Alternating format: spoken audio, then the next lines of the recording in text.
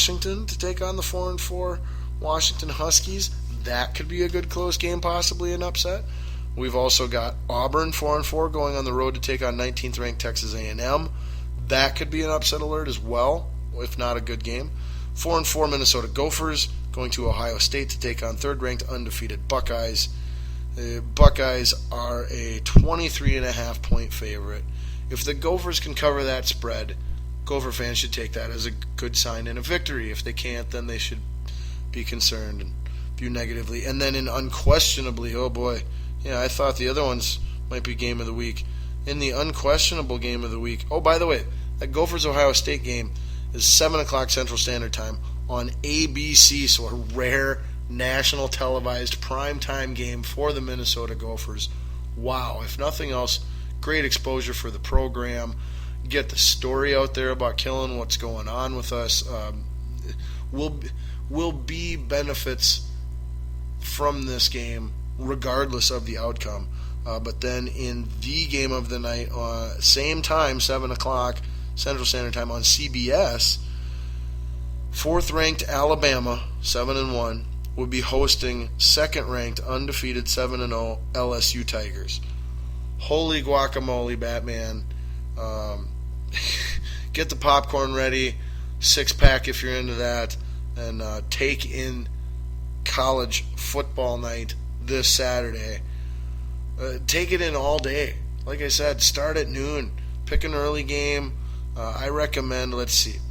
Here's what your Saturday schedule should be, okay?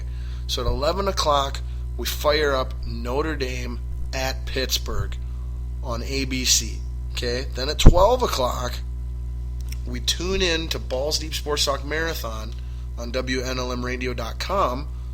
Mute our TV. We listen to Balls Deep Sports Talk for the next 7 to 8 hours while watching college football for the rest of the day. We continue watching Notre Dame Pittsburgh. We maybe watch a little bit of the Stanford Colorado game if Colorado's making it interesting. But our primary game's Notre Dame Pittsburgh. Then at 2:30 we watch Clemson Florida State on ABC, and we're flipping to Fox every once in a while to check out the TCU Oklahoma State game. And then at 6 o'clock, if you want, you can tune in to Memphis hosting Navy on ESPN2, or if you insist on Big Ten boring football, you can watch Michigan State and Nebraska at 6. But I would go for the Memphis Navy game on ESPN DOS, and then watch that for about a half an hour. Then you can check in on Utah Washington and Auburn Texas A&M, which should be good games. And then 7 o'clock, Balls Deep Marathon's ending. Turn the sound on your TV back on and flip back and forth between the LSU Alabama game and the Gophers Ohio State game. Holy cow, what a menu this week in college football. That is it for the spew. Man, the show got long. I wanted to keep it short. Son of a gun. We're going to turn Balls on Ice into a quickie, and then we are going to get to Balls Deep Thought of the Day and shut her down. Again, sorry NASCAR. We'll get to you next week. Sorry WWE. And sorry UFC, but we'll definitely be doing UFC next week. So, weekly hockey segment here called Balls on Ice. Yes, very creative, very funny, I know. Thank you. You're too kind. We're making it a quickie. Sorry for that. The big news in hockey right now is Edmonton Oilers rookie super sensation Connor McDavid has a broken clavicle and will be out for several months. It was worried that it could be season ending when it happened. He is likely to miss a solid 2 months, somewhere in there. No official announcement yet on his expected or hopeful return timetable, but it is a big blow to the league. You've got these two huge, high-profile, big-name rookies, Eichel and McDavid, coming into the league this year. McDavid's just been blowing it up, making the Oilers semi-relevant, and then this happens. It's just unfortunate for everyone involved. Like I said, the league more than anything. McDavid will come back, be healthy, and be a stud again. Not a big loss for him. He's the loser of the least in all this. But the Edmonton Oilers franchise and fan base getting some momentum and attention and hope back. They're definitely the other primary loser in this situation. But again, rookie superstar for the Edmonton Oilers, Connor McDavid, out with a broken clavicle for an unspecifically disclosed period of several months. All right, now we go to my Minnesota Wild real quick before, taking our league-wide look like we try to do with everything. And the Minnesota Wild are smack dab in the middle of the Central Division of the Western Conference with 16 points. They have 7 wins, 2 losses, and 2 overtime results. Amazing that you can have 1, 2, 3, that you're in 4th place. You're tied for 4th place. You could be in 5th place. The Predators have the exact same record we do. They're in 5th place. Blackhawks 1 point behind us with 7 wins, 5 losses. They're ridiculous, and 1 overtime. 5 losses, and they got 1 less point. Might need to tweak that, NHL. But then the Avalanche, the only team in the Central without a winning record, at 4-7-1 with 9 points. You got the Stars on top, 20 points, 10-3, no overtimes. Blues 9-3-1, 1 point behind them. And then the Jets in 3rd. But so that's what your Central looks like. Central's a beast. We all knew that going into the season. It's nice to see the Blackhawks down there towards the bottom, though. But the Wild have obviously been good. The offense, it's been a complete 180. The offense is great this year, and the defense is suspect. Dubnyk's still letting in at least 1 soft goal a game. We're winning by scores of like 5-4. It's nice to see us win high-scoring shootouts for a change, but that is going to have to improve at some point in time, and I'm in no way blaming it all on Dubnyk. I think the majority of our defensive struggles this year have been not having the combinations on the lines with defensive men and stuff that's just cohesive yet. Dumba has not played well at all defensively, and he was first line to start the season. But so they're changing things around there. One would think, considering the talent and the depth that we've got at every position on this team, on every line on this team, that it will get figured out at some point in time. Once those defensive lines get figured out, that is when we can start to look more,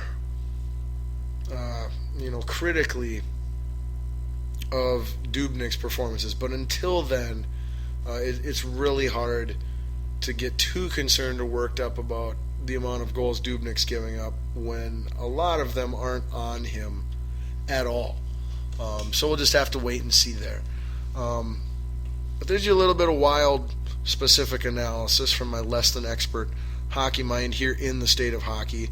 Other Western Conference standings that we got out in the Pacific, like I said, Western Conference, we got 1, 2, 3, 4, 6 of the 7 teams have 15 or more points. Out in the Pacific, the top team has 16 points. That's the Kings, and they are tied with the Canucks, who also have 16 points, and then it gets to 12 points, 11, 10, 8, and 7. So the Pacific is terrible, Central pretty good. You might end up with 1, 2, 3, 4, or no, you can't. I'm going to have to check who gets automatic bids in the playoffs again coming up here for one of these upcoming shows. But let's get out east, and yeah, we're running out of time, sorry. Out east in the Metropolitan Conference, we got the Rangers on top with 18 points, Islanders 1 point behind them. So New York in the top 2 spots in the Metropolitan Division. Gotta love that up there. Capitals, our Eastern Conference Finals and possibly Stanley Cup Finals contender team.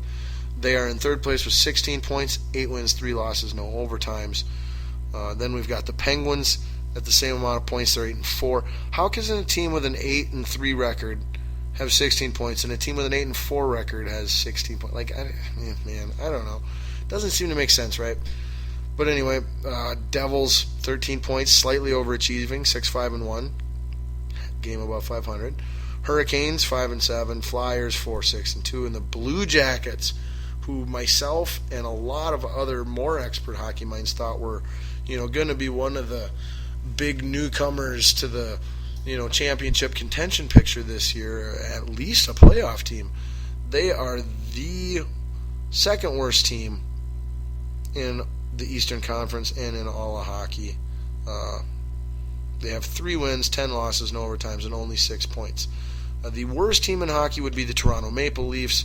I'm pretty sure we had them at the bottom in our predictions. They have 2 wins, 8 losses, and 2 overtimes, 6 points. Then we got the Sabres at 10 points, 5 and 7. Panthers 5-4 and 3 with 13 points. Red Wings 6-5 and 1 with 13 points. Bruins 6-4 and 1 with 13 points. Lightning 6-6 and 2 with 14 points. Senators 6-4 and 2 with 14 points. The only team with more than 14 points in the Atlantic Division of the Eastern Conference is the Canadiens with a whopping 23, 5 points ahead of the Rangers for the number 1 seed in the Eastern Conference. And the Canadiens are 3 points ahead of the Stars for the best record or most points in all of hockey. All right, so there's balls on ice for you. Sorry it wasn't longer. Sorry several things weren't longer. I find myself apologizing, saying those words every week, almost every day as a matter of fact. But anyway, let's get the Balls Deep Thought of the day. Shut her down. Get the heck out of here. All right, so Balls Deep Thought of the day this week came from a conversation that I was having with another sports fan earlier this week. And somehow we got on a very deep, wonderfully entertaining back and forth topic for sports fans to discuss. And I just, while we were doing it and after I was done, I just went, man, I got to put that on the show. That's good balls deep stuff. So here's our balls deep thought of the day. If you could be any pro athlete for have any professional athletic job, playing wise, if you could be any pro player, not a specific person, like you wouldn't say, well, I'd be Michael Jordan or I'd be Alex Rodriguez. Yeah, right. Alex Rodriguez wouldn't even say I'd be Alex Rodriguez. But not a person's name. You'd say, well, I'd be a starting quarterback in the NFL. That's what we're going for here. Any role, any player in sports you could be, what would you be? Would you be a quarterback in the NFL? Would you be a pro tennis player? Would you be a pro golfer? Would you be a NASCAR racer? Would you be a pro baseball player? If you were, would you be a pitcher? Would you be a catcher? Would you be a shortstop? Would you be a DH? And why? Why would you pick that? Like, as specific as we can get, and why? Okay? So, to wrap it up, because I want this to be more of an interactive thing that you take with you. I want you to take this into your thought, kind of get your thoughts, go through all the different sports, all the different positions, be like, yeah, I think that if I could have any of those for a job, this is what I would pick and why. Then you take that and you bring that to work, and you bring it up at the water cooler with your coworkers, or on lunch break, or at the gym, or hanging out with the guys or the girls or whatever. Take it with you, ask them, keep spreading it around, get into everybody's heads, go deep, go balls deep. But I'll just give you mine for the most part, and I'll only explain it a little bit. But I'm going to give you more than one, of course. I can't just do one. You know that. But for me, yours truly, there is no doubt about it, I would be a professional golfer. Like, are you kidding me? You get to work in the most beautiful places in the world. You're going to be rich if you're good at it. There's no physical contact, or danger in those regards. You can still get injured, but there's no danger. Let's see, what else? I mean, well, it's golf. I love golf. You're not a part of a team. You don't have to rely on other people for success. It's all on you. Like, you get as good as you can get, and you execute or you don't execute. It's not someone else's decision. It's not someone else's execution or failure to execute their job or their responsibility. It's just you. you know? So, for many reasons,